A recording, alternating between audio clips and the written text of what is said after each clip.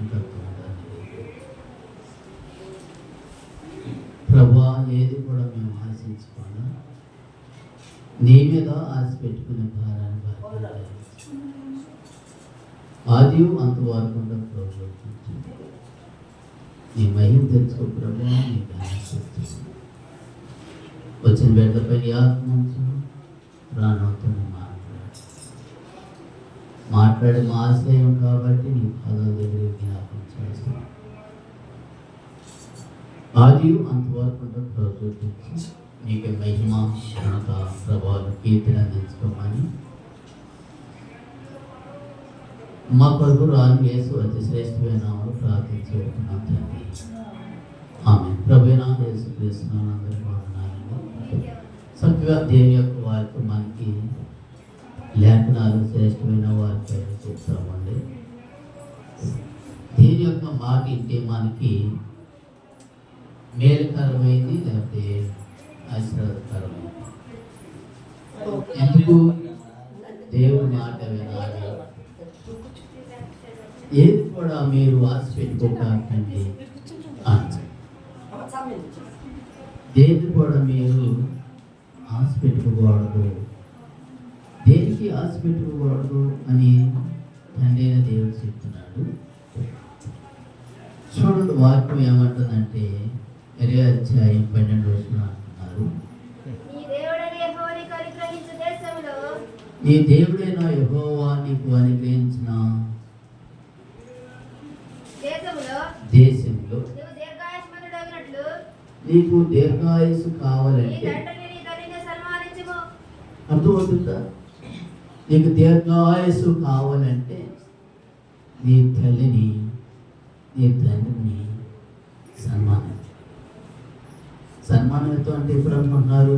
5 సంవత్సరాలు లేకపోతే 50 సంవత్సరాలు వచ్చినాక సన్మానం చేస్తారు చూసావా?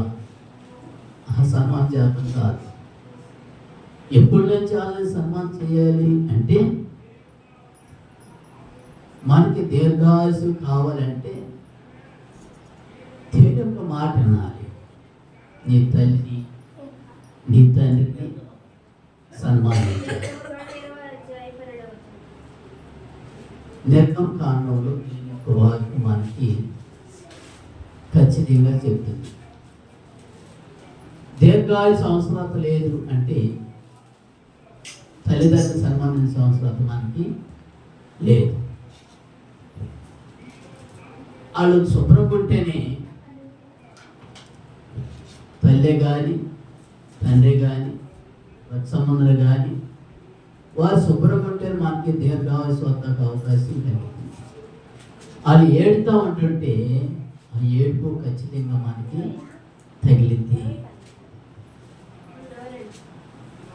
దేని యొక్క వాక్యం ఏమని చెప్తుందంటే, ఇంకో మాట ఏమంటున్నాడంటే దేని యొక్క వాక్యంలో ప్రభువు ఖచ్చితంగా మనకి లేఖనాలు చెప్పాడు. ఎందుకు లేఖనాలు ఎలాగ రాయబడి చెప్పాడు అంటే, చూడండి, నీ దేవుడైన యెహోవాను అనుగ్రహించిన దేశంలో నీవు దీర్ఘాయుష్మంతుడు అవ్వనట్లుగా. దీర్ఘాయుష్మంతుడు అవ్వాలంటే తల్లిదండ్రులు మాట వినాలంట. తల్లి కానీ తండ్రి కానీ ఏడుదంటే తల్లి అంట. ఎప్పుడు చెప్పిన మాటకి? ఎప్పుడో ఆది కాండంలోనే యెహోవా దేవుడు అవ్వాదానికి చెప్పిన మాట. ఎవరు చెప్పిన మాట? అవ్వ ఆదానికి చెప్పిన మాట. అన్నీ తినొచ్చు కానీ ఇదిగో మంచి చెట్లు తెచ్చి ఈ పండుని మీరు తినకాకండి, తిన్నారు నిశ్చయంగా సస్తారు, మీ దీర్ఘాయుసు రాదు, సహవాసు వస్తుంది. ఎవరాదు? దీర్ఘాయుసు రాదు, మీకు సహవాసు వస్తుంది. ఎందుకు సహవాసు వస్తుందానికి దేవుడు ఖచ్చితంగా చెప్పాడంటే, దేవుని యొక్క మాట మనం చాలా జాగ్రత్తగా వినాలి. ఎవరితో కూడా మనం ఆశించకూడదు. ఆశించామా? చూడండి, దేవుని యొక్క వాక్యం ఎందుకు వచ్చినాక ఏమంటుందంటే, ప్రభువైన యేసుక్రీస్తు వారి దేవుడు లేకపోతే యెహోవా దేవుడు నీ పొరుగు వారి ఇల్లు కూడా ఏది కూడా ఆశించుకోవడం. చూడండి, చాలు పొరుగు వారి ఇల్లు ఏది కూడా నువ్వు ఆశించుకోవడం. ఆశిస్తే కనుక ఉండడం కూడా లేకుండా పోతాను. ఆశ ఉండొచ్చు కానీ ఆశించకూడదు. ఆశ అయితే ఉండొచ్చు అంటే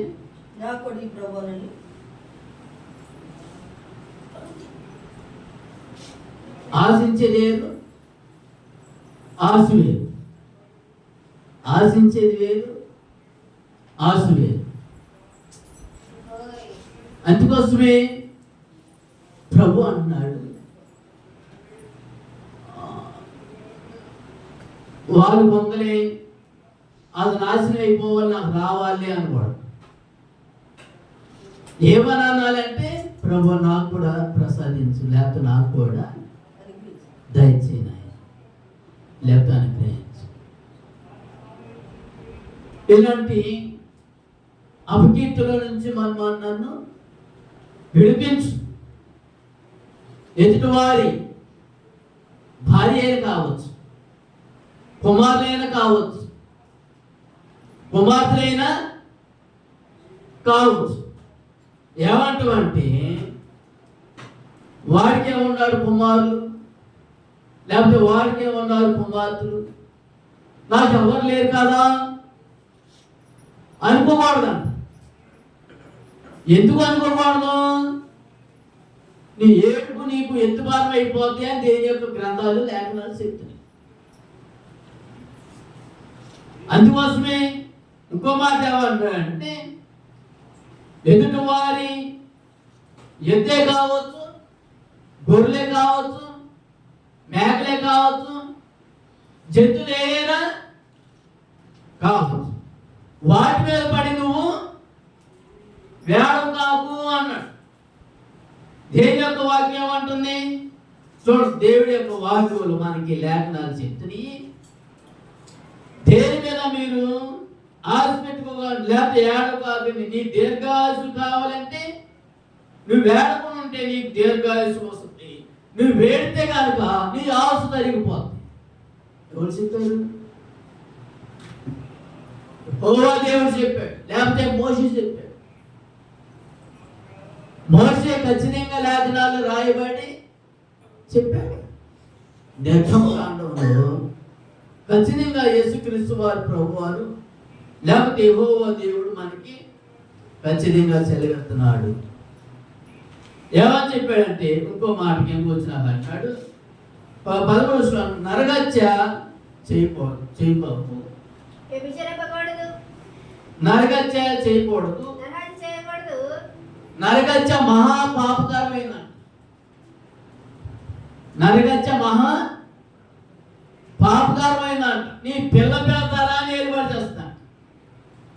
ఎప్పుడు చూద్దాంలే అనుకుంటాం. ఏమనుకుంటాం?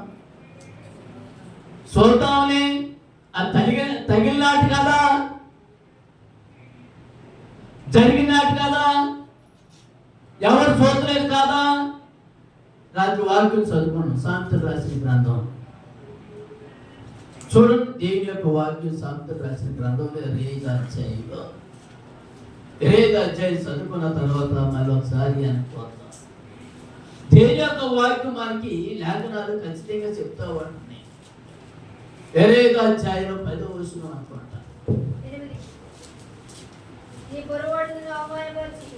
నీ పొరుగువారు నిన్ను అవమానపరిచినప్పుడు దాని అంతం వచ్చేసి నేనేమి చేయనని నువ్వు అనుకుంటున్నావు. నీ పొరుగు వారితో ఏడ్చి వాడొచ్చును కానీ ఆ గుట్టు నువ్వు బయట పెట్టకూడదు. ఎవరి గుట్టు? పొరుగు వారి గుట్టు మనకు బాగా తీపిగా ఉంటుందంట. పొరుగు వారి గుట్టు బయట పెడితే కనుక దేవుడు నీ గుట్టు బయట పెడతాడు. పెడతాడా పెట్టడా?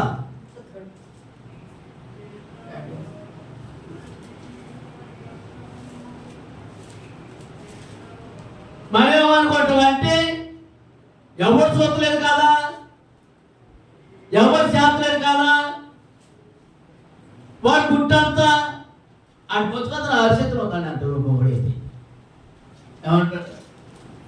ఆడు బతుకంతా నా అరిచేతిలో ఉందండి, జీవ చరిత్ర అంతా నా చేతిలో ఉందంటే, నా చేతిలో ఉందంటే చక్రం ఏంటి చెప్పాలంటే ఏది ట్యూరింగ్ చక్రం లాగా,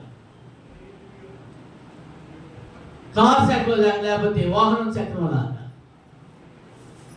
కానీ దేవుడి యేసుక్రీస్తు వారి ప్రభు అన్నాడు మన బతుకంత ఎవరి చేతిలో ఉంది? యేసయ్య చేతిలో ఉంది. నీ చేతిలో ఉందో కాదు. మాయ మాటలు చెప్పి, కొప్పులు ముచ్చే మాటలు చెప్పి కాసేపు నీ వైపు తిప్పుకుంటావు. కానీ చెప్పండి, మన బతుకంత ఎవరి చేతిలో ఉంది? దేవుడి చేతిలో ఉంది. మన జీవిత చరిత్ర అంతా తండ్రి చేతిలో ఉంది. నీ బతుకంత వేసేయాలని చేస్తాను యేసు ప్రభు వారు. కీడు చేయాలంటే ఆయన అవసరం లేదు. ఆయన పక్క తప్పుడు దైవం వచ్చి ఆ కీడంతా చేసి వదిలిపెట్టేస్తుంది. ఎవరి చేతిలో ఉంది? మనం పచ్చగా కాపాడే దానికోసమే చూద్దాం. అందుకోసమే దేవుని యొక్క వాక్యం పడుతుంది. జ్ఞాని సొలొమోను చెప్తున్నాడు, చూడండి దేవుని యొక్క వాక్యంలో, నీ పొరుగు వారితో నువ్వు ఏచి మాడవచ్చును కానీ పోట్లాడతావు కానీ పోట్లాడేటప్పుడు మొత్తం బయటకు వచ్చేస్తాను. తాగులోడు నిజం చెప్తాను అంటారు, చూసావా? వాళ్ళందరూ చరిత్ర నా చేతిలో ఉందండి అంటాడు తాగినప్పుడు. ఏంటంటే ఓలైతే ముందు పోపించి లేకపోతే మనుషులు లైవ్ చేసుకోవాలంటే తీయలేని మాటలు, లైకమైన మాటలు, తేనె కారుతుందంట. ఎక్కడ నుండి? పెదాల నుండి తేనె కారుతుందంట. కానీ దేని యొక్క వాక్యం ఏమంటుంది? పొరుగు గుట్టును బయట అన్నారు కూడా పెట్టగా, పొరుగు గుట్టును బయట పెడితే కనుక తుదాకది నీ మేడకి ఉర్రులాగా మారుతుందంట. ఎవరు చెప్పాడు? యెహోవా దేవుడు చెప్పాడు. నీ తల్లిని, నీ తండ్రిని, నీ ఇరుగు పొరుగు వారిని ఏం చేయాలి? నువ్వు ఏం చేయాలి? ప్రేమించాలి, లేకపోతే వారిని సన్మానించాలి, వారిని గణపరచాలి, మా మీద ఆలయం మెరుగండి అని చెప్పాలి. నువ్వేం చెప్తావు? మన గుట్ట అట్లా పెట్టేసి బయట గుట్ట అంతా చెప్తామంట. కానీ దేని యొక్క వాక్యం ఏమంటుందంటే, తండ్రి దేవుడు చెప్తున్నాడు, ప్రభు అయిన యెహోవా దేవుడు ఏమని చదువుతాడు అంటే, బయట పెడితే కనుక నీ నోట ఏమవుతుంది? అవమానపరిచినేమో. అందువలన నీ కలిగిన అపకీర్తి ఎన్నాడు కూడా పోకుండా నాయడబడి కూడా ఉంటుంది. ఎవరు చేసిన అపకీర్తి? ఎవరు చేసిన అపకీర్తి? మనం నోటితో మాట్లాడుకున్నా అపకీర్తి అది నీ నోటితోనే ఉంటుందండి. ఎవరి దగ్గరికి వెళ్దానండి? నీ వాకిట్లోని పనిచేసుకొని పాపం పనిచేసుకొని అట్లాగా ఉంటుంది. ఎదుటి వారి మీద చెప్పిన మాట, ఎదుటి వారి మీద మాట్లాడిన మాటలు ఏమవుతాయి అంటే అట్లాగే నాటిపడిపోయి ఉంటాయి అంట. అందుకోసమే యేసుక్రీస్తు వారి ప్రభు అని అన్నాడు. 16వ వచనంలో కూడా మాట రాయబడి చెప్పింది.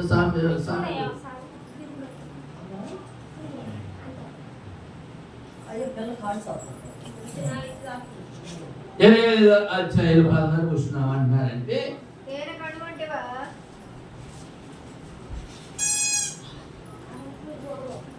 సామెతలు రాసిన గ్రంథంలో 25వ అధ్యాయం 16వ వచనం ఏమంటున్నారంటే,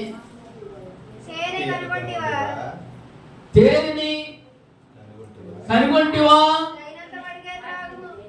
ఏం చేద్దాన్ని? తగిన మట్టికే తాగ. అధికంగా తాగితే కనుక వచ్చిందా? తేనె బాగా ఉందని తాగేమని ఏమాకి తేనె కంటేను జుంటే దార కంటే మధురమైన ఏది దేని యొక్క వాక్యం ఎంతైనా తినొచ్చు కానీ చేదు మాటలు కనుక బాగా తీగ ఉందని తిన్నామను, బాగా ఉందని కడుపు నిండా తినవను ఏమవుతాం? కడుపులో ఉందంతా ఏమైపోతాం? మొత్తం ఏమైపోతే కక్కేస్తాం. ఒక రోజున ఈ మాటలన్నీ ఏమైపోతాయి అంటే బయటికి వచ్చేది. అందుకోసమే దేని యొక్క వాక్యం ఏమని చెప్పిందంటే, తండ్రి వాక్యం మనకి చూడండి, దేని యొక్క వాక్యంలో మనకి లేఖనాలు చెప్తాం. నిర్గమ కాండంలోకి వెళ్దాం. దేని యొక్క వాక్యం ఏమని చెప్తుందంటే మనకి తండ్రి మాటలు మనం చాలా జాగ్రత్తతో వినాలి. నీ తల్లిని నీ తండ్రిని ఎందుకు సన్మానించాలి, ఎందుకు వాళ్ళని గనపరచాలి, ఎందుకు వాళ్ళతో నువ్వు ముచ్చటించాలి అంటే నీకేం కావాలి? దీర్ఘాయుష్ కావాలి. దీర్ఘాయుష్ వద్దులే బాబు, నేను మధ్యలో పోతానంటే ఎవరైనా ఎవరేమి చేయలేరు. అందుకోసమే దేని యొక్క వాక్యం అంటుంది, తండ్రి దేవుడు చెప్తున్నాడు, చేయకూడదు, దొంగిలకూడదు, కీర్తనకారులు వ్యభిచారించకూడదు, వ్యభిచారించకూడదు. వ్యభిచారం అంటే ఏంటి? ఆజ్ఞ అతిక్రమమే పాపం. పాపం ప్రకృతి అయ్యి మరణానికి అంటుందంట. దేవుణ్ణి యేసుక్రీస్తు వారి ప్రభువుని ఆరాధించుకుని ఉంటేనే మీకు పాపం. యేసు ప్రభువాన్ని పూజించుకుని ఉంటేనే మనకి పాపకరమైంది. అందుకోసమే నీ పొరుగు వారిని ఏమన్నారు? ఏది కూడా నువ్వు దొంగిలించకూడదు, వ్యభిచారించకూడదు, దొంగిలించకూడదు. ఏది చూస్తే దొంగిలించుకోదు. ఏం చేస్తాం? మన కన్ను మంచిది కాదు బాబు, మన కన్ను మంచిది కాదు. ఏది కాదు, ఏది చూసినా ఏమంటది? కావాలి అని హృదయం అంటది, ఆత్మ ఎత్తుకే మనకి మన కొద్దిలేవే అంటారు.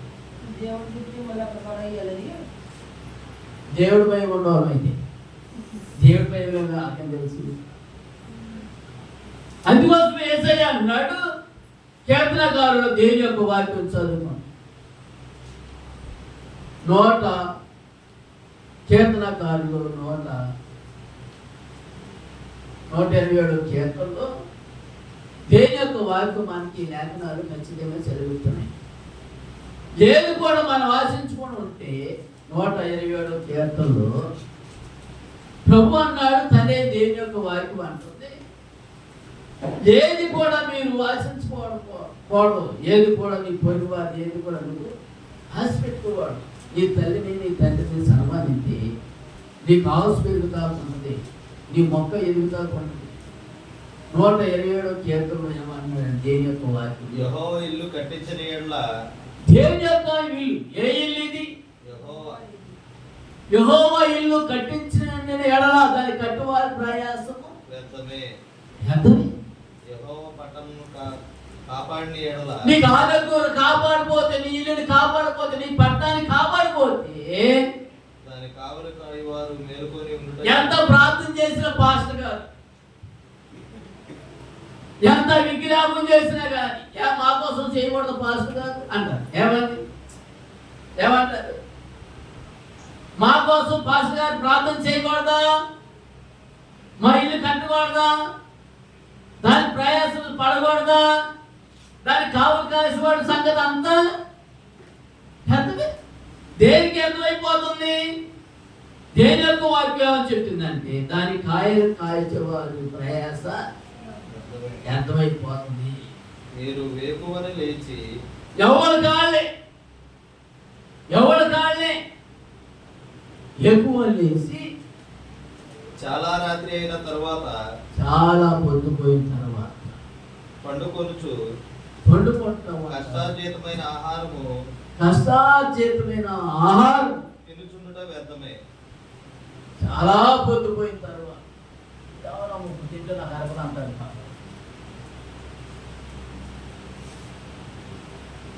వారి కష్టార్జితం అంతా ఏమైపోతుంది? వ్యర్థమే. వండతో పారుబా తింటారేమో వండతాం ఒక్కడ తింటున్నా తెల్లారన్నా తింటారేమో తెల్లారి పారబోతే వారి కష్టార్జితం అంతా ఏమైపోతుంది? నేలపాలైపోతుంది. దాన్ని ఏమంటాడు? చేపడు అంట దెయ్యాలు పెట్టరంట. కాలాలు చెప్పి హాస్పిటల్ తీసుకొచ్చి చెప్పి అటు పోతాడు. అవి తింటాయా? తినవు. ఆసక్తి తినవు. కానీ అయ్యి ఆసక్తి ఆవృత్తి. అవి ఆవరించి మనం తిన్నామనుకో ఏమవుతాం? బలిగతో అది పెట్టు మోసం చూస్తుంది తగులుకో నీకు ఆగమంటే ఆగుకో. అట్లాగా ఏ కష్టార్జితం అంటే ఏమైపోతుంది? వ్యర్థమైపోతుంది. డబ్బులన్నీ నేలపాలు అయిపోతున్నాయి. ఎందుకని అయిపోతున్నాయి నేలపాలు? వారు కష్టపడుతున్నారు కానీ వారి కష్టార్జితం అంతా ఫలితాలు రావట్లేదండి. ఎందుకని ఫలితాలు రావట్లా? యెహోవా దేవుడు లేకపోతే తల్లిదండ్రుల మాట ఎనుకున్నటువంటి వారి కష్టార్జితం అంత నేలపాలు అయిపోతుంది. యెహోవా కూడా ఒక మాట మనం ఏం చేయాలి? వినాలి. చిన్నలే చెప్పని, పెద్దలే చెప్పని, మేలు చెప్పని, కీడే చెప్పని, ఆ మాట ఇంటే మనకి మేలు కలవాలి. అందుకోసమే దేవుని యొక్క వాక్యం ఏమంటుందంటే నీ తల్లిని నీ తండ్రిని నువ్వు సన్మానిస్తే. అందుకోసమే కీర్తనకారులో ఒక మాట రాయవలసి దేవుని యొక్క వాక్యం ఏమంటుందంటే కీర్తనకారులోని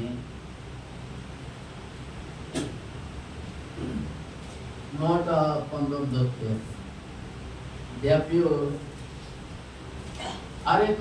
చదువు. 119 కీర్తనలో 68 కాడ నుంచి చదివితే మీకు, లేకపోతే 65 వర్షం కాడ నుంచి చదివిన యెహోవా నీ మాట చొప్పున నీ సేవకులకు నీవు మేలు చేసి ఉన్నావు. ఎప్పుడు మేలు చేస్తాడు? దేవుడు మాట వింటే, దైవ సేవకుడు మాట వింటే మీకు మేలు కలిగి, లేకపోతే తల్లిదండ్రుల మాట వింటే మీకు మేలు కలిగింది. ఎప్పుడు మీకు మేలు కలిగింది?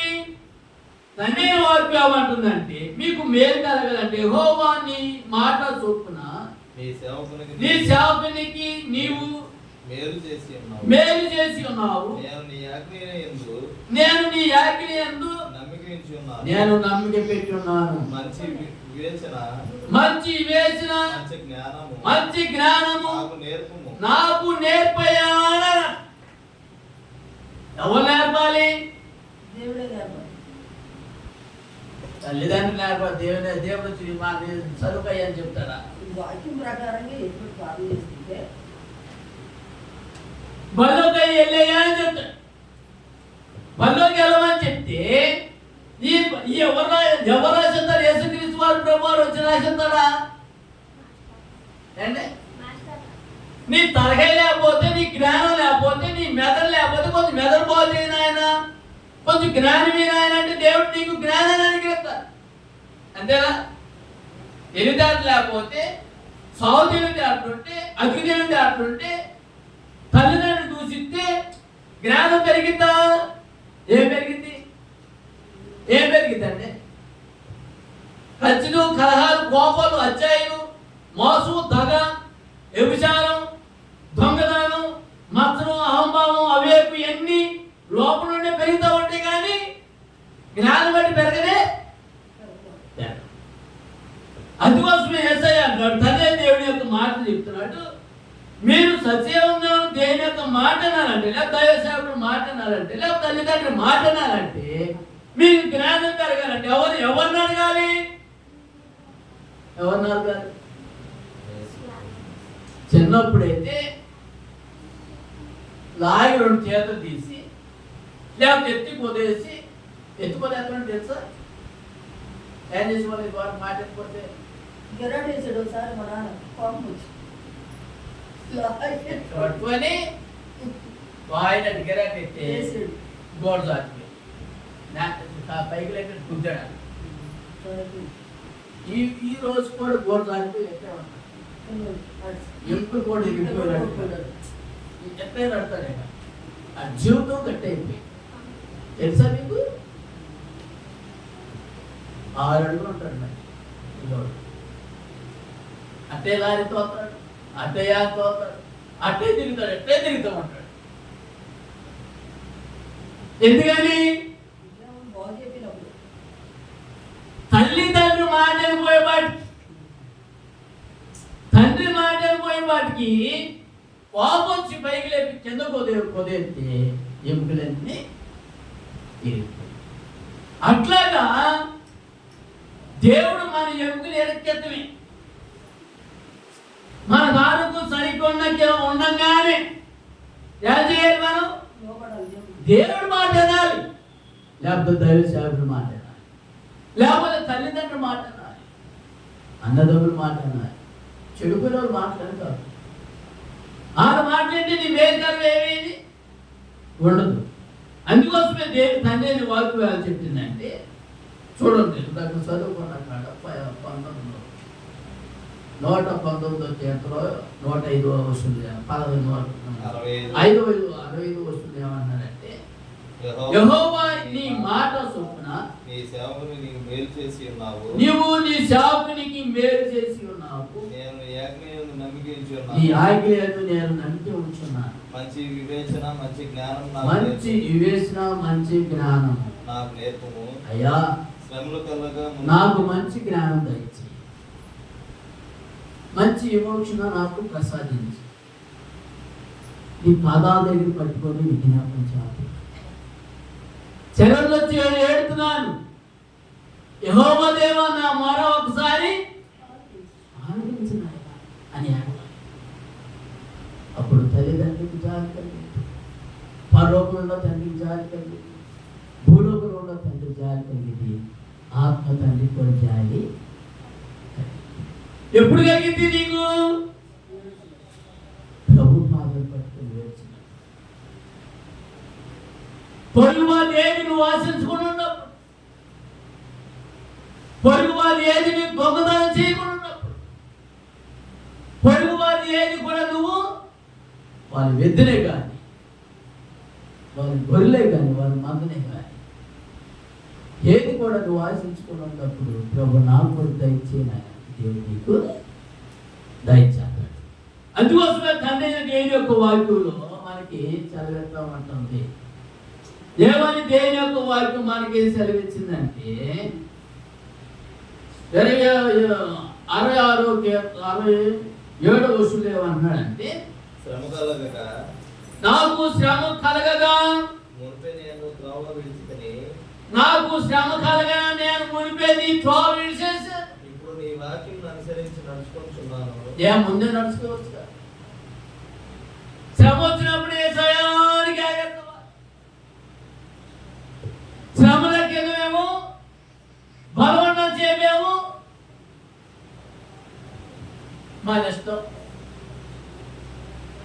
తినుము తాగుము సుఖించుము అన్న ఎప్పుడు అన్ని సమృద్ధిగా ఉండవు, అంతా విస్తారంగా ఉండవు. అన్ని విడిపోయిన తర్వాత ఎవరికి ఆగేస్తామండి? శ్రమలు స్టార్ట్ అయినాయి. శ్రమ దినాలు ఎన్ని దినాలు చేస్తాం? శ్రమ దినాలు అంటే 4 దినాలు చేస్తాం. ఆ శ్రమ దినాలు అయిపోగానే మళ్ళీ మరి సంతోష దినాలేనా? కానీ దేని యొక్క వాక్యం ఏమంటుంది? యేసుక్రీస్తు వారి ప్రభువుని వెంబడించిన దినాలన్నీ మనకి శ్రమ దినాలే. కానీ ఈ దినాల్లో ఒక రోజున మనం సంతోషకరమైన రోజు ఒక రోజు శ్రమ కలగగా 67 వర్షులు ఏమంటారంటే శ్రమ కలగగా మనము మునుపు నేను త్రోవ విడిచితిని ఇప్పుడు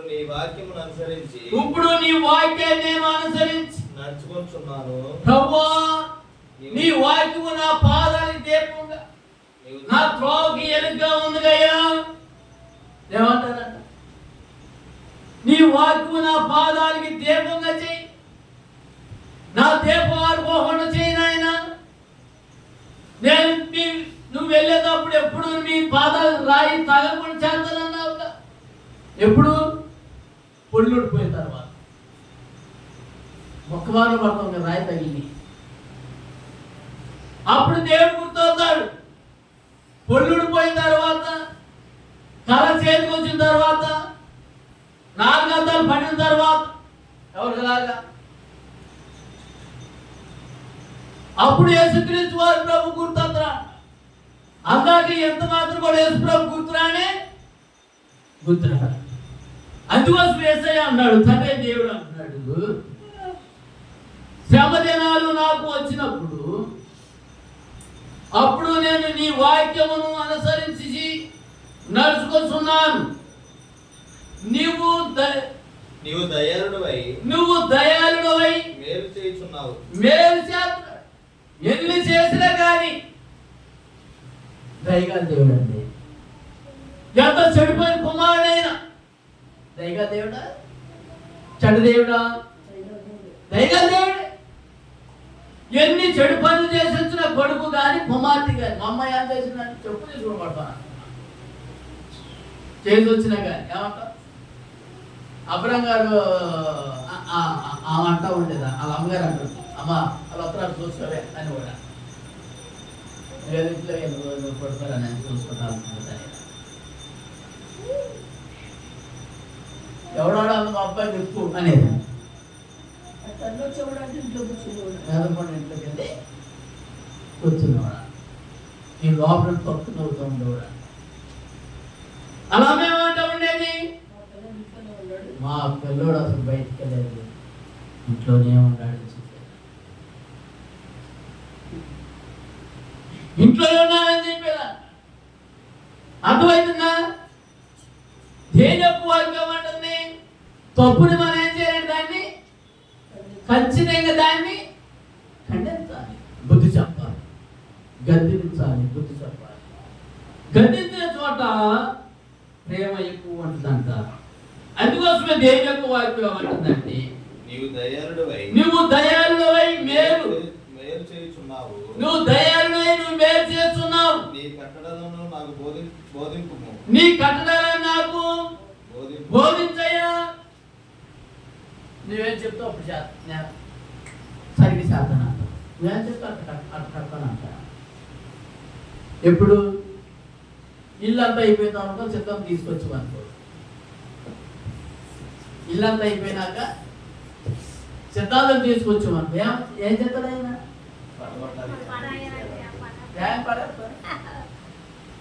ఇల్లు కట్టకెళ్ళి పెద్దది కట్టకెళ్ళి ఏం చేయాలి? ముందుగా నువ్వు తీసుకొచ్చుకొని చూపించుకోవాలి. అర్థమైందా? ముందుగా ఏం చేయాలి? సిద్ధాంతం కావచ్చు, జ్యోతిష్కుడు కావచ్చు, మాంత్రికుడైన కావచ్చు, ఎవడైనా కావచ్చు, ఏం చేయాలంటే ముందుగానే వాడిని మనం తీసుకొచ్చి చూపించుకోవాలి. చూపించుకుంటే అమ్మాయి మంచిది కాదులే అని చెప్పాడు. మన నోరు పూసుకొని మెదలుకుంటా ఏం చేయాలి? మెదలుకొని ఉండాలి. అదంతా అయిపోయిన తర్వాత ఈ గుమ్మ ఇట్లేదు, ఈ కిటికీ ఇట్లేదు, ఈ తొమ్మ ఇట్లేదు, ఈ తొమ్మని మీకంటే బీగుతామా? చెప్పినాక అదే అనుమానం. హనుమాన్ యాంటీతో పో. అనుమానం కర్రరోగం అన్నట్టు పీరియడ్ బాక్స్ కూడా అదే చెప్పాడు. అర్థమైందా? అనుమానం మహా పెడరోగం అంట. అలాగా నీకు రోగం రాకేతమే, మన బలహీనత రాకేతమే, శ్రమ రాకేతమే. ముందుగానే మనం సరిగ్గా కట్టుకోవాలంట. ఏం కట్టుకోవాలి? హృదయం నీళ్ళు కట్టుకోవాలంటే హృదయ నీళ్ళు ముందుగా దాన్ని శుభ్రంగా చేసుకోవాలంట. శుభ్రంగా చేసుకుంటే అప్పుడు మనకి ఏ వ్యాధి రాదా, ఏ రోగం రాదా, ఏ తెగులు రాదా, ఈ అబ్బాయి కూడా కాదా. అందుకోసమే దేవుని యొక్క వాక్యం అంటుంది, తండ్రి దేవుని యొక్క వాక్యం అంటుంది. 68 వచనంలో ఏమంటున్నారంటే దేవుని యొక్క వాక్యం మనకి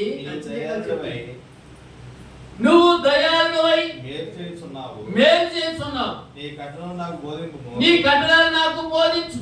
గర్విష్ఠులు నా మీద అబద్ధము కల్పించుదురు, గర్విష్ఠులు నా మీద అబద్ధమైన మాటలు కల్పించుతున్నారు. అయితే ఆ గర్విష్ఠుడు ఎందుకు? ఆ గర్విష్ఠుడి దగ్గరికి ఎందుకు వెళ్ళాలి నువ్వు? గర్విష్ఠులు ఏం చేస్తారంటే అబద్ధ మాటలు చెప్తారంట. వాడి గర్వాన్ని బట్టి, వాడి అహంకారం బట్టి, వాడి వచ్చాయని బట్టి ఏం చెప్తాడు? గర్విష్ఠులు నా మీద ఎవరు చెప్తున్నాడు? గర్విష్ఠులు నా మీద గర్విష్ఠులు నా మీద అబద్ధములు కల్పించుదురు. అయితే పూర్ణ హృదయంతో నేను నీ ఉపదేశములను అనుసరింతును, పూర్ణ హృదయంతో నీ ఉపదేశాలు నేను అనుసరిస్తున్నానయ్యా చెప్తున్నా. ఏ హృదయం కావాలి? వారి హృదయము ప్రభువు వలె మందముగా ఉన్నది. పూర్ణ హృదయం ఉన్నా, పూర్ణ హృదయం అని చెప్పుకున్నా కానీ లోపల కొవ్వు బాగా కొవ్వు పట్టుందంట. ఏమట్టుందంటే పైకి అయ్యా అయ్యా సూత్రాలు ఆయన వందనాలు సూత్రం అయ్యా అది ఏడుతుంది కానీ లోపలేమో వారమే కాదా కొవ్వు పట్టిందంట. అమ్మ ఏమపట్టిందండి? ధర్మశాస్త్రం బట్టి ఏమపట్టింది? హృదయం కొవ్వు పట్టిందంట. హృదయం కొవ్వు పట్టినప్పుడు ఏం చేస్తాడు దేవుడు? సినిమా ఆటలకి బాగా కొవ్వు పట్టిద్దాం. కొవ్వు పట్టినప్పుడు ఆ కొవ్వు తీపించుకుంటా వెళ్ళేపాటికి కొంతమంది చచ్చిపోతున్నారు. కొంతమందిని ఆ కొవ్వు తీర్థకి కరెంట్ పెట్టించి లేకపోతే ఒక్కోసారి రకరకాలుగా చేసారా కోసారా మీకు చెప్పాలండి. కొవ్వు పోవాలంటే ఏం చేయాలి? మనం లోపల కొవ్వు ఉంటుందండి. పైకి భక్తి వేసుకుంటుంది, లోపల ఏముంటుందండి? ఏ సోపు? తోడే సోపు. గొరిసేపు కప్పుకొని ఉంటుంది. ప్రభువానికి ఏకాగ్రతలు ఉంటారు. యేసుక్రీస్తు వారి ప్రభువాని విజ్ఞాపన చేస్తున్నారు. లోపల తోడేలు సోపు ఉంటుందండి. తోడేలు సోపు ఉంటుందండి. ఏం సోపు అంటే తోడేలు సోపు ఉంటుంది. లోపల కొవ్వు పట్టి ఉంటారు. భక్తి వేసుకుంటా యేసుక్రీస్తు వారి ప్రభువుని తలుసుకుంటా తండ్రి అని కేకేసుకుంటూ లోపల ఏముంటుందంటే కొవ్వు ఉంటుందంట. కొవ్వుని పెరగకూడదు, దాన్ని కష్టపడే వాళ్ళకి కొవ్వు ఉండదంట. కష్టపడే వాళ్ళకి కొవ్వు ఉంటుందంట. అగ్గిలో వెళ్ళే వాళ్ళకి ఆ కొవ్వు అంతా కరిగిపోతారు. మనశ్శాంతి పట్టి మంచిదే. మనశ్శాంతిగా ఎప్పుడు దొరికింది మనకి? ఎప్పుడు దొరికింది మనకు మనశ్శాంతి? అమ్మా ఏ బాధ లేకుండా ఉన్నప్పుడు మనశ్శాంతిగా ఫ్యాన్ కింద పడుకున్నాయి, ఎంజాయ్గా పడుకున్నాయి. ఒకరు నిద్రవరం అంట. ఎదురుపోయేది ఎవరు తెలుసు మీకు? బాగా తింటాడంట. ఎవరు? బాగా తినేసి హాయిగా నిద్రపోతున్నాడు. అదే భయం అంట.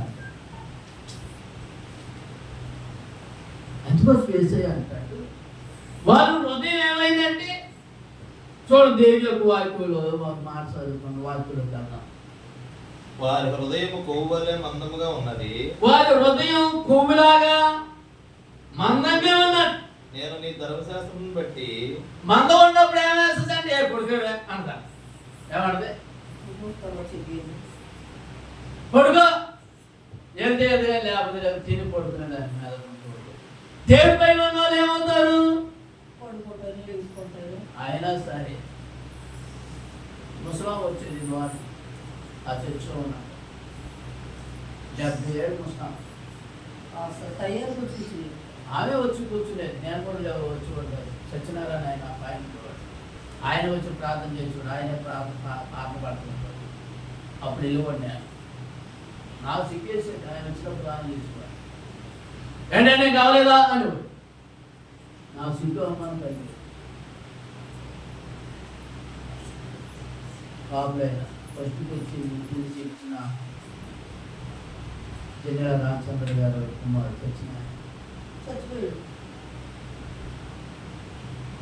అర్థమైందా?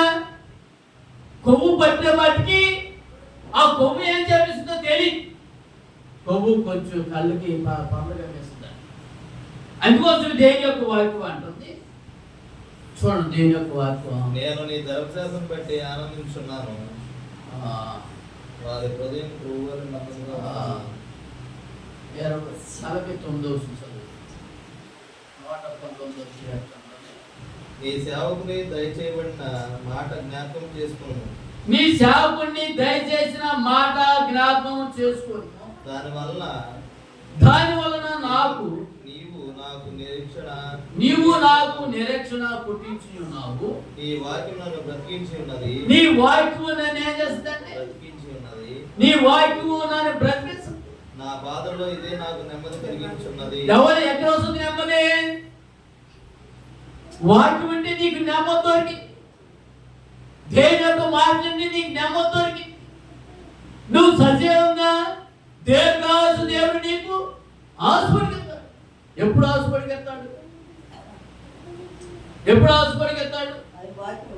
చూడు దేవుని యొక్క వాక్యం అంటుంది, నీకు దీర్ఘాసు కావాలంటే నీ వాక్యం నన్ను, దాని వలన నీవు నాకు నిరీక్షణ పుట్టించి ఉన్నావు.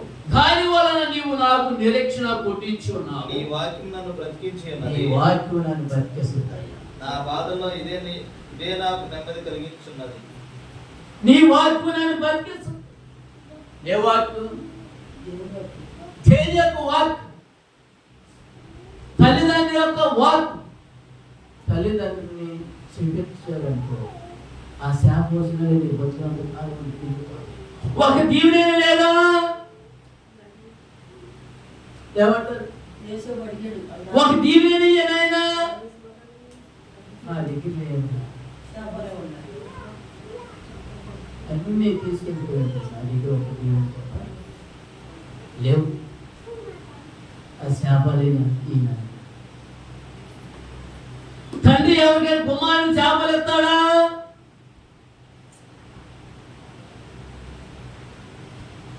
దేవుడు చేతి బలిష్టమైన రెక్కలకి ఉంటే నీకు ఆశీర్వాదం వస్తుంది.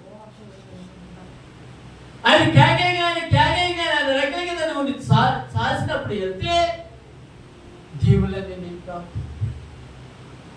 ఆయన కేకేసినప్పుడు నువ్వు ఆయన చేతి కింద లేకపోతే నీకు అన్ని శాపాలు బాబు. అందుకోసం యేసయ్య అంటున్నాడు, తండ్రి దేవుడు అంటున్నాడు, ఇదిగో తల్లిదండ్రులు నేను సన్మానించాను. నీ వాక్యం నన్ను బతికించింది. నా బాధలో ఇదే నాకు నెమ్మది కలిగించున్నది. నీ వాక్యం నన్ను బతికిస్తుంది, నాకు నెమ్మదిస్తుంది. వాక్యం చదువు నెమ్మది లేకపోయినప్పుడు వాక్యం చదివితే మా పెద్దయ్య గారు చెప్తా ఉంటాడు, ఆత్మకారు వాక్యం చదువయ్యా నాకే చెప్తాడు. వాక్యం చదువు అందరికి చెప్తారు. వాక్యం చదువు, వాక్యం చదివితే కనుక నువ్వు సజీవంగా బతుకుతావు. అర్థమైంది కాదు వాక్యం చదవాలి. చదువురాదుగా అనుకుంటున్నావు, చదువుతా ఉంటుంటే ఆ వాక్యం అంతానే ఉంటుంది.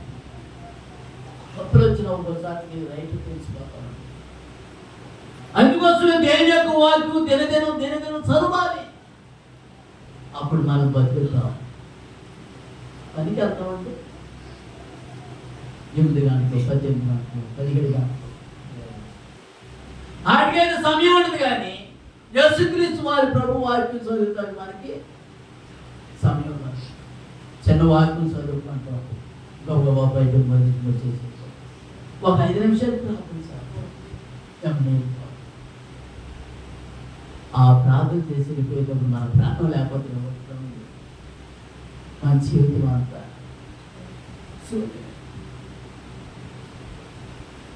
మనిషిగా పుట్టినోడు మహాత్ముడైన మరల మట్టిలో తీసుకొని పోలేడు పుట్టిక పుల్లైన మట్టిలో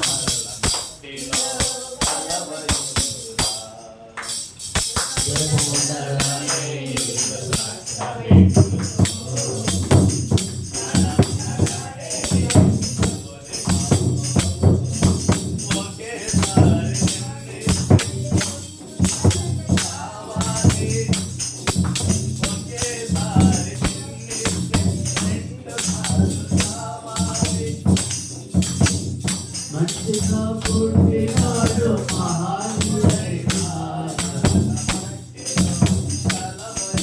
మనిషిగా పుట్టినాను, మనిషిగా పెరిగాను, మళ్ళా మట్టిలో నిన్ను కలపాల్సింది. నువ్వు బతకాలి ఉండాలంటే, నువ్వు సజీవంగా ఉండాలంటే దేని యొక్క వాక్యం చదవాలి, దేని యొక్క వాక్యం చదివి నువ్వు సజీవంగా బతుకుంటావు.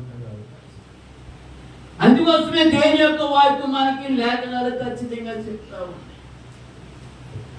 దేని యొక్క మార్గానికి మనం వింటే కనుక మీకు మేలుకరంగా ఉంటుంది. అందుకోసమే అంటున్నాడు 51వ వచనం అంటున్నాడు. 51వ వచనం చదువుకున్నాం. 19వ కీర్తనలో 51వ వచనం అంటున్నాడు.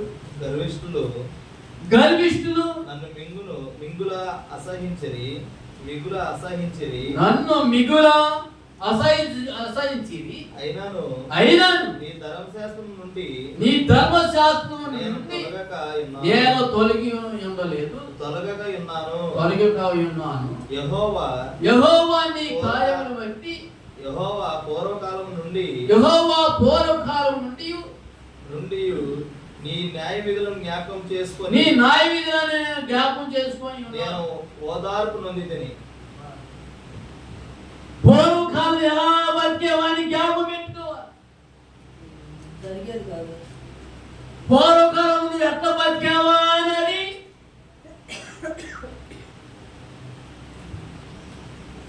తాటికి వెళ్ళిపోయేది ఏం చెట్టు రాగానే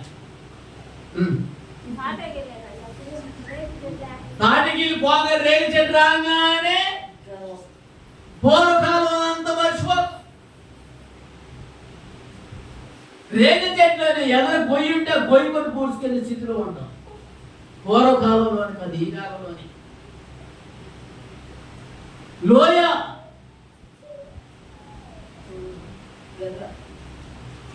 ఎదుర గొయ్య చూసిన వాళ్ళందరూ వచ్చి అయ్యా గొయ్యి పొడుతుంటాను గుర్తు డబ్బులేదు. పూర్వకాలం నువ్వు మర్చిపోకూడదు. పూర్వకాలం తిన్న ఆహారం నువ్వు మర్చిపోకూడదు. పూర్వకాలం బతిక ఆహారం నువ్వు మర్చిపోకూడదు. నువ్వు మర్చిపోయావంటే దేవుడు ఒకసారి నీ పూర్వకాలం మనకి జ్ఞాపకం చేస్తాడు. ఏం చెప్తాడు? వచ్చినప్పుడు చూసుకుందాంలే అంట. ఎక్కడ చూసుకోపోయినా దేవుడు ఒకరోజు నేను లెక్క అడుగుతాడమ్మా, లెక్క అడుగుతాడమ్మా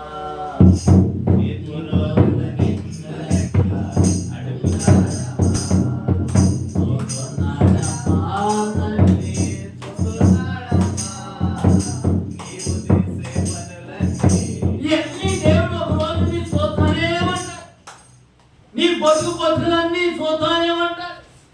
చూద్దాడా చూడా పూర్వకాలం ఏంది నువ్వు ఒకసారి జ్ఞాపకం పెట్టుకో. మట్టి అడుసులతో ఇల్లు కట్టుకున్నావా తెలుసా? మట్టి అడుసులు తొక్కి గోడ పెట్టుకున్న వాళ్ళం. ఈ పక్కన వేపుతుంటే ఈ పక్కన పడతా ఉండేది. ఇల్లు కప్పుకోలేక చర్చిలోకి వెళ్ళి పడుకున్నాం మేము. ఇల్లు కప్పుకోలేక పిల్లలు ముగ్గురిని తీసుకొని పిల్లలు ముగ్గురిని తీసుకొని చర్చిలో పడుకునేవాడు. చిన్నోన్న సంగని పెద్దోన్న సంగని వేసుకొని కింద చూస్తే గచ్చే పైన నడిచి కింద చెప్పండి. పాస్టర్ గారు రూపంలో భోజనం చేసుకొని బట్టలు మొత్తం ఉడిపెట్టుకొని ఈ కూడా లేవు, దుప్పట్లు కూడా దుప్పటి కూడా లేవు. అయ్యగారి అయ్యగారు ఒక దుప్పటి ఇచ్చాడు. పూర్వకాలాన్ని మీరు జ్ఞాపకం చేసుకోండి, మీ బతులు జ్ఞాపకం చేసుకోండి, చలికాలం మీ తల్లిదండ్రులు జ్ఞాపకం చేసుకోండి, మీరు ఎట్లా బతికారని దాన్ని జ్ఞాపకం చేసుకోండి. దాన్ని అన్నట్టు కూడా మీరు మర్చిపోకండి.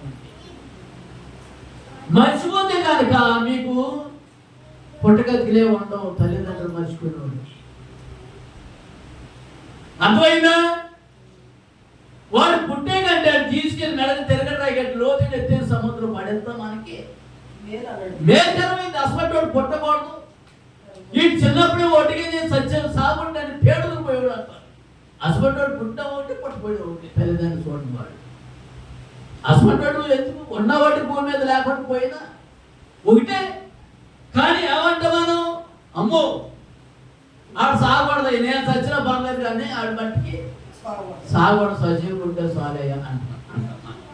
ఆడు ఎంత తప్పుడైనా సరే, ఎంత చెడిపోయినాడు అని సరే, ఎంత వ్యభిచారించి, ఎంత దొంగలించాలి, ఏమంట మనం అలాగే యేసుక్రీస్తు వారి ప్రభు కూడా నిన్నే అలా కూడా ప్రేమించాడు. ఏమంటాడు? యేసయ్య మనం కూడా అలాగే ప్రేమిస్తున్నాడు. అందుకోసం దేవుని యొక్క వాక్యం అంటుంది.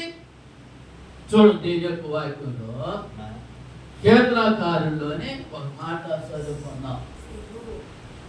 దేవుని యొక్క వాక్యం అంటుంది, 101 కీర్తనలో ఒకటో 101 కోసులు ఏమన్నాడు?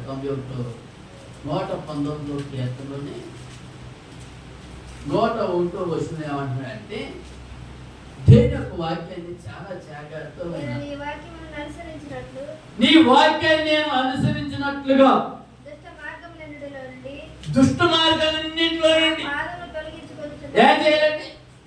నీ పాదాల్ని చెడిపోయిన కాడికి వెళ్తున్నాను, దాన్ని ఏం చేసుకోవాలి? ఇటు మర్చుకోవాలంటే నీకెళ్ళి అది ఎత్తే నేను కూడా నడుచుకుంటూ వెళ్తాం అనుకో. ఎక్కడికి వెళ్తాం? ఉదాహరణ మరణానికి ఎలగలరా బాబు నీళ్ళు ఉండేది, ఎలగలరా బాబు నీళ్ళు ఉండే, ఎలగల బాబు అని చెప్పేటప్పుడు ఏం చేయాలి? మనం జాగ్రత్త పడాలి. అసలు ఎలగకుండా జాగ్రత్త పడేది అంటే ఎలగకుండా ఉండాలి. అదే చేస్తున్నాడు. బండే కాదు భయం అని పోల్చాడు పోనెత్తుడు బాబాయ్. అది నీ పక్కనే ఖచ్చితంగా నీ కళ్ళేది, అది కనపడుతుంది. అగాధమైన లోయ వెళ్ళిపోతుంది. మరి ఏం చెప్తుంది? ఆ పెద్ద లారీ లేదు, ఇది ఎందుకు కొట్టుకెళ్తుందని లారీ వేసుకెళ్ళి వెళ్ళాడు. లారీ కూడా వెళ్ళిపోయింది. ఉంటుందా? ఏది రోడ్ మీద ఏది అందుకోసమే దేవుడి మాట వినాలి. ఇంటే కదా దేవుని యొక్క వాక్యం ఏమంటుందంటే, చూడు దేవుని యొక్క వాక్యం చెప్తుంది మనకి, నీ వాక్యాన్ని నేను అనుసరించినట్లుగా దుష్ట మార్గాలన్నింటిలో నుండి ఏం చేయాలి? దుష్ట మార్గాలన్నింటిలో నుండి నీ పాదాలు తొలగించుకుంటే వెళ్ళాలి. ఆటోమేటిక్గా అయ్యే నడుచుకుంటే వెళ్ళిపోతాయి అంత టయానికి. ఆటోమేటిక్గా దయ్యం తీసుకెళ్ళిపో. మా పెద్దలు ఏం చేసాడు తెలుసా? 12 గంటకి వెళ్ళిపోయేవాడు. సరే మా అక్కయ్య దగ్గర పడుకుంటున్నాళ్ళు అనుకున్నాను. చక్కగా టయానికి తీసుకెళ్ళిపోయేది. ఎప్పుడు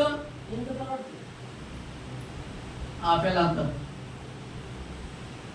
మా అమ్మ చెప్పింది, అయ్యా పిల్లడు ఎక్కడ పడుకుంటున్నాడు చెప్పాడు. కోళ్ళ పిల్లడు మీ దగ్గర పడుకుంటున్నాడా అని అన్నాడు. ఏడమయ్య అటు చెప్పావు, ఏడమయ్య అన్న.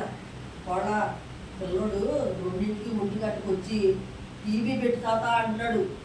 అదే చేస్తారు. వాళ్ళు ఇద్దరు కూడా మానేసేసి వీళ్ళందరికీ వీళ్ళ సొంత ఇల్లు వెళ్ళినట్టు టీవీ కొంచెం చూడాలి. దెయ్యం భయానికి తీసుకెళ్ళిపోయింది. ఎంత కొట్టుడు కొట్టేవాడు అంటే తోటలు వేసిపోయి అసలు వైరు పెట్టి కొట్టేవాడు. కొట్టేవాడు రక్తం మామూలు సింసది. అని ప్రభు దగ్గర పాదాలు పట్టుకుని ఏడితే దగ్గర తర్వాత ఏడ్చేదాన్ని. మాంత్రికుడు పడేవాడు. పెద్దనాటి మాంత్రికుడు వచ్చి కుక్కను తీసుకెళ్తాడు చూసావా, అట్టగా దెయ్యం వచ్చి ఈ జుట్టుకుని మెలేసి కుక్కను తీసుకెళ్ళిపోతాం. దెయ్యం వచ్చి దేవుడు స్పష్టంగా చూపించాడు. ప్రార్థన చేస్తే 3 రోజులు ఉపవాసం ఉండి ప్రార్థన చేస్తే ఎంత కొట్టినా కూడా భయపడలేదు. వీడు ఏంటి ప్రభా, వీడికి ఎంత పట్టిన దెయ్యం ఏంటి, వీడు మోసగా దెయ్యం ఏంటి, అంటే ఈ సినిమా దెయ్యం ఏంటి అని ప్రభు దగ్గర ఏడితే ఆ దెయ్యం చుట్టూ మెలేసి చక్కగా తీసుకెళ్ళిపోతాడు. మనమేం చేస్తాం? వీడు ఎంత మోసగా అయిపోయాడు, ఎంత విచారం అయిపోయాడు, ఎంత దొంగడు అయిపోయాడు అనుకుంటాం. కానీ అది పట్టి దెయ్యాలు అంత పట్టి పీడించి తీసుకెళ్ళిపోతా ఉంటే మన గ్రహింపు రానే. ప్రభు ఎరగని వాడు కాబట్టి, ప్రభువుని గుర్తించి ప్రార్థన చేసాం కాబట్టి ఆ స్థితిగత దేవుడు మనకి చూపించాడు. కుమారుడు మాట్లాడిపోతున్నాడు. కారణం ఏంటంటే వాడి దగ్గర ఏదో కూడా దెయ్యం పట్టేసి ఏడుపేస్తుంది. ఆడి కోసం ప్రార్థన చేస్తే బోల్ అని దెయ్యాలు బయట దాదాపు 5-6 దెయ్యాలు చిన్నోడు కూడా పట్టేసి ఉండేసి చాలా కుక్కలు. కుక్కలు. అందుకోసమే దేని యొక్క వాక్యం ఏమంటుందంటే, చూడండి ఇది అంతా చెప్పుకుంటే చరిత్ర కాదు, కానీ మీ వాక్యంతో సమయం అయిపోతుంది, ముగించుకోండి. దేని యొక్క వాక్యం ఏం చేయాలంటే 101వ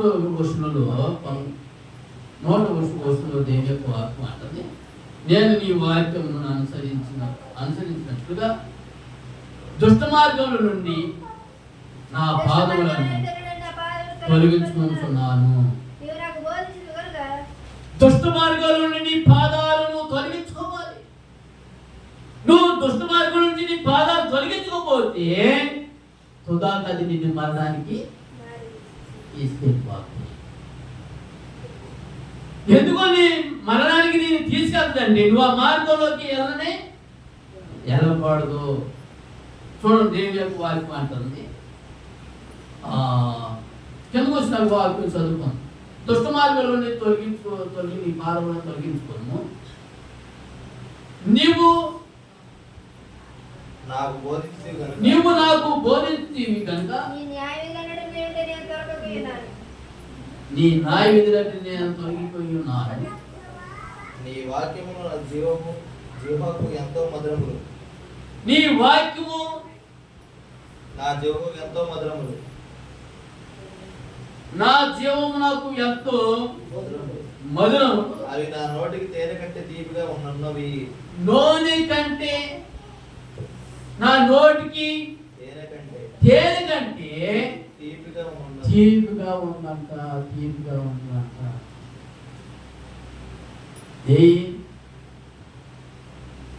మంచి వాక్యం వింటే మంచి మాటలు నీకు తీపిగా ఉంటాయి. చెడిపోయిన మాటలు విన్నామనుకో అవి కూడా తీపిగా ఉంటాయి, కానీ అవి తుదాకి దీన్ని మరణానికి తుదాక అవి నిన్ను ఎక్కడికి జాగ్రత్త అంటే మరణానికి జాగ్రత్త. అవి కూడా తీగానే ఉంటాయి, రుచిగానే ఉంటాయి, ఖాతా ఉంటుంది. తుదాక అది ఎక్కడ తీసుకెళ్తుందంటే నిన్ను మరణానికి తీసుకెళ్తుంది. ఈ వాక్యం వింటే కనుక నిన్ను ఎక్కడ తీసుకెళ్తాయి? జీవ మార్గంలోకి. నీ వాక్యము 103వ కీర్తన, నీ వాక్యము నా పాదములకు దీపము, నా త్రోవకు ఎరుగై ఉన్నది. 105వ కీర్తనలో పశువులు ఏమంటున్నారంటే, నీ వాక్యము నా పాదాలకు దీపము, నా త్రోవకు ఎలుగై ఉన్నది. ఈ న్యాయ విధులను అనుసరించి నేను ప్రమాణము చేసి ఉన్నాను. నా మాట నెరవేర్చుదు. నువ్వు నా మాట నెరవేర్చావు. ఎవరి మాట నెరవేర్చాలి? తల్లిదండ్రుల మాట నెరవేర్చాలి, లేకపోతే దేవుడి మాట నువ్వు నెరవేర్చాలి. అప్పుడు నీకు దీర్ఘాయుసు దేవుడు అనుగ్రహిస్తాడు. ఎప్పుడెత్తాడు నీకు దీర్ఘాయుసు? ఆయన మాటలు మనం వినేటప్పుడు నీకేం కావాలంటే దీర్ఘాయుసు నీకు దేవుడు అనుగ్రహిస్తాడు. చెడు మాటలు వింటే కనుక అది తుదాకి నిన్ను ఆ మరణానికి తీసుకెళ్తుంది. చూడండి అక్కడ దేవుడు వాకి ఎబ్రియలు రాసిన పత్రికలో అంటున్నాడు. చిన్న వాక్యంలో చేసుకుని ముగించుకోండి. ఎబ్రియలు రాసిన పత్రికలో మొదటి అధ్యాయంలో దేవుడి యొక్క వాక్యం మనకి 10వ వచనం చదువు. 10వ వచనం ఒక మాట రాయబడి చెప్పి ఉన్నాడు. మరియు ప్రభువా నీవు ఆది యందు భూమికి పునాది వేసితివి. ఎప్పుడు? ఆది యందు దేవుడు భూమికి పునాది వేసి ఉన్నాడు. ఆకాశములు కూడా నీ చేతి పనులే. ఏంటి? ఆకాశం కూడా నీ చేతి పనులే. అవి నశించును గాని తల్లిదండ్రులు చేసిన మహారమే బహుమానమే, వారి కష్టార్జితమే, వారి ఫలితానికి మనం ఎలాంటి జీవితం అవకాశం ఉంది. తండ్రి అయిన ఆకాశానికి పునాది వేశాడు. నోరు మూసుకొని అక్కడ ఉండే అన్నాడు. దేని? ఆది యందు భూమికి పునాది వేశాడు. ఆకాశం కూడా నీ చేతి పనులే. ఆకాశం కూడా నువ్వు మెదడు నోరు మూసుకొని అక్కడ ఉండు. అవి నశించును గాని అవి నశించిపోతే గాని నీవు నిలిచిందు. దేవుని యొక్క ఎప్పుడు నిలిచిపోయి ఉంటాడు. అవన్నీ వస్త్రములే పాతిగిల్లును.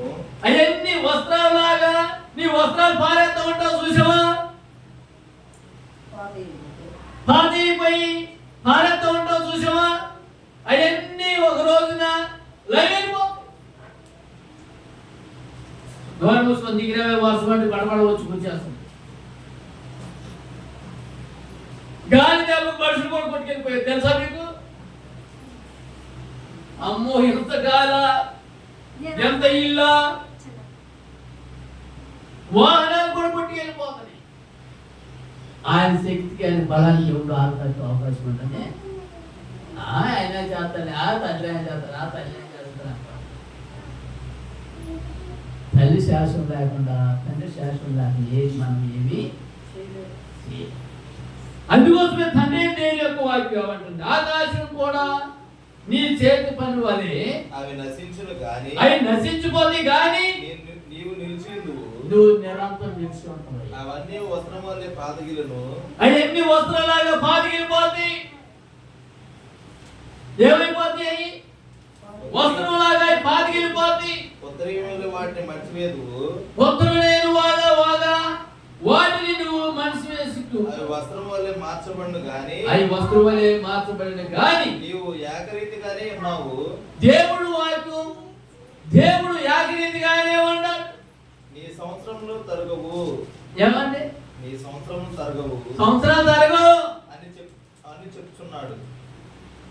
నీ సంవత్సరాలు ఏమి తరగవు అని చెబుతున్నాడు. అయితే నేను నీ శత్రువులు నీ పాదము బాధపెట్టమని చేయు. శత్రువులందరినీ బాధపెట్టం చేయు. దేవుని యొక్క పాదపీఠం దగ్గర చేస్తారు. ఎవరు శత్రువు? నీ కుడి పార్శ్వమున కూర్చుండుము. దేవుని యొక్క కుడి పార్శ్వాన్ని కూర్చొని ఉండాలి మనం. అని దూతలతో ఆయన పరలోకం నుంచి వచ్చిన ఎవడైనా చెప్పునా?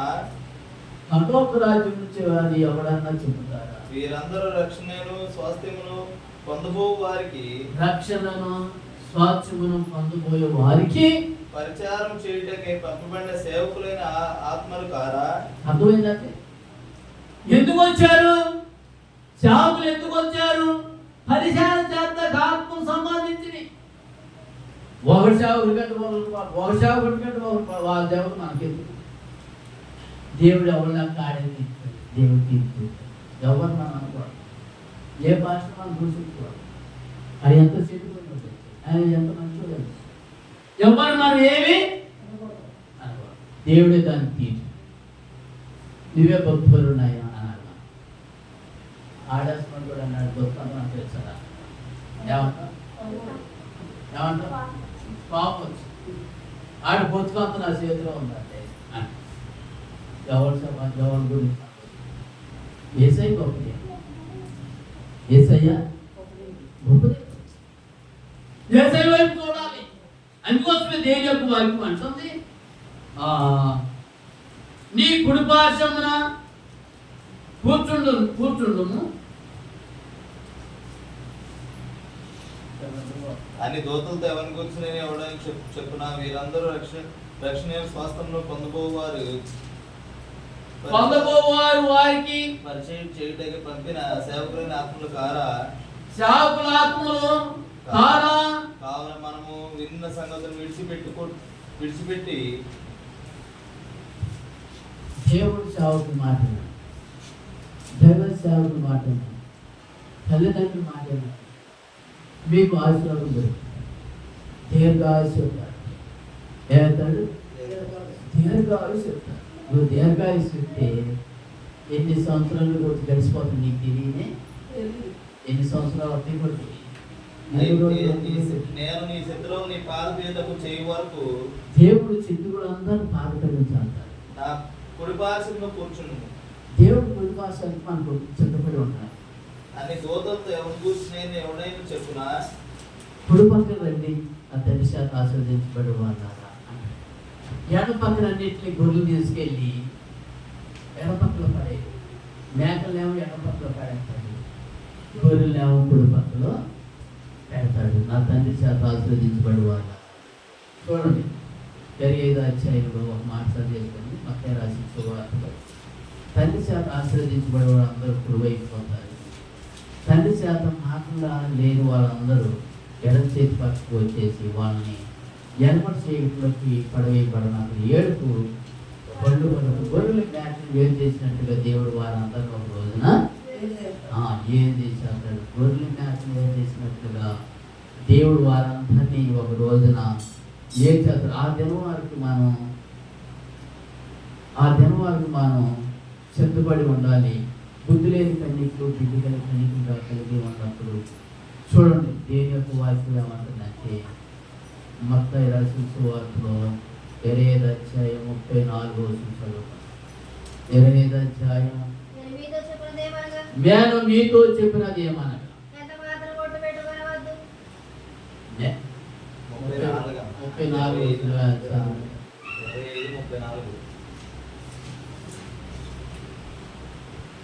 లేకపోతే 33 గంటలు 32 గంటలు చదివితే మీకు చక్కగా కనిపిస్తా ఉంటాయి. 32 గంటలు చూడండి. అప్పుడు సమస్తం ఉన్న జనాలందరినీ పోగు చేస్తాడు. గొల్లవాడు మేకల్ని గొర్రెల్ని వేరు చేసినట్లుగా దేవుడు వారిని ఏర్పరుస్తాడు. కుడివైపుని గొర్రెలకి ఎడవైపుని మేకలకి నిలబెడతాడు. అప్పుడు రాజు వస్తాడు. కుడివైపు ఉన్నవారిని అది వదినా నా తండ్రి చేత ఆశీర్వదించబడి వాళ్ళారా రండి. ఎప్పుడు లోకమును పుట్టినది మొదలుకొని ఈ కొరకు సిద్ధపడిన రాజ్యాన్ని స్వాతంత్రం నేను ఆకలిపడుతున్నాను. మీరు నాకు భోజనం డబ్బు కొన్నాను, నాకు దాహం ఇచ్చాడు. నేను పనికిరానిగా పరదేశిగా ఉంటాను, మీరు నన్ను చేర్చుకోండి. వస్త్రాలు లేకుండా నేను దగ్గర నాకు భర్త ఇచ్చాడు. నేను రోగస్తుడిగా ఉన్నాను, మీరు నన్ను చూసి వచ్చారు. శ్రమలో నేను సరసలో నా దగ్గరికి వచ్చాడు. అందుకు నీతిమంతుడు ప్రభువా నువ్వెప్పుడు మేము ఆకలిపడి ఉండటం చూసావు, నీకు ఎప్పుడు ఆహారం పెట్టావు, నువ్వు ఎప్పుడు తప్పుకొని ఉండడం చూసి మేము ఎప్పుడు నీకు దాహం ఇచ్చాము, ఎప్పుడు మేము పరదేశిగా ఉంటున్నావు నువ్వు చేర్చుకుంటా దిగంబరై ఉంటున్నావు రోగమై ఉంటాయి సరసాలో ఉంటాయి. ఏమంటారు? వీడికి ఎత్తే తగలాలండి, వీడికి ఎత్తే శ్రమ రావాలి, వీడికి ఎత్తే శోకం రావాలి, ఈ డబ్బులను ఎట్టే నాశనం అయిపోవాలి. లేదు లేదు లేదు లేదు, దేవుడు మన మేలు కొరకే, దేవుడు మన మేలు కొరకే నా తండ్రి చేత ఆశీర్వదించబడు. రండి, లోకం పుట్టినది మొదలుకొని ఇప్పుడు వారికి ఎన్నో శ్రమలు అనిపించారు. నా కుడి వైపు రండి, దీర్ఘాయుసు మీకు నేను అనుగ్రహించిన తరతరాల వారి దేవుడు మనకి అదే రాయొచ్చు, దేవుడు మనకి అనుగ్రహించిన గాక.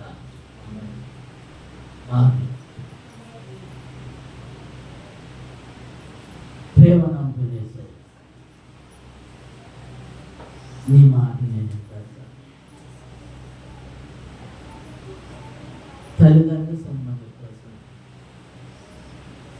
పొరుగు వారి ఏది నాకు అక్కర్లేదు. భార్య కాదు, గొర్రె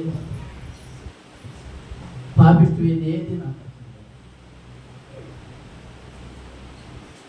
శత్రు సమూహాలు ఒక్కసారి ఎలక్షన్తో కలిపి నువ్వు చూస్తుండో దేవుని శత్రువులు నాయన నీ పాతిపెట్టం చేయడం నాకు నేను చెప్తున్నాను. కంటి చూపు అనలేంత తరివే దేవుడు నువ్వే అయ్యా. కొంచెం కాలం మాకు శ్రమదేనా, కొంచెం కాలం మాకు ఇబ్బంది కాదా, కొంచెం కాలమే మాకు దుఃఖకాలా, శాశ్వత దేవతలో చూపించే దేవుడు అనే ఆహారం ఉన్నప్పుడు ఆహారం పరదేశంగా ఉన్నప్పుడు నన్ను చేర్చుకున్నాను. పోయేది మేము మర్చిపోకుండా జ్ఞాపకం పెట్టుకుంటా సార్. ఇదే మాకు ఒక పొరపాటు, మాకు మేలుకరమే. ముందు చెందటం పడతాయి, పోయే దినాలన్నీ జ్ఞాపకం పెట్టుకుంటారు. ఇసుమంటి దుర్మార్గులు ఉండాలా అని గుర్తెరుగుతారు, ఇసుమంటి మోసగాళ్ళు ఉండాలా అని గుర్తెరుగుతారు. శత్రువులు నాయన్ని పాదాపేటం తెలిసి మన ఆజ్ఞ పెట్టి ఎవరు మన శత్రువు? ఆకాశంలో ఉన్న దురాత్మ మన శత్రువు, ఆకాశంలో శక్తులు మన శత్రువు. నీ పలా దగ్గర ఉంటున్నా నమ్మదా, నా విజ్ఞాపన, నా వేదన 5 సంవత్సరాలు నీ బిడ్డలు తీర్చు.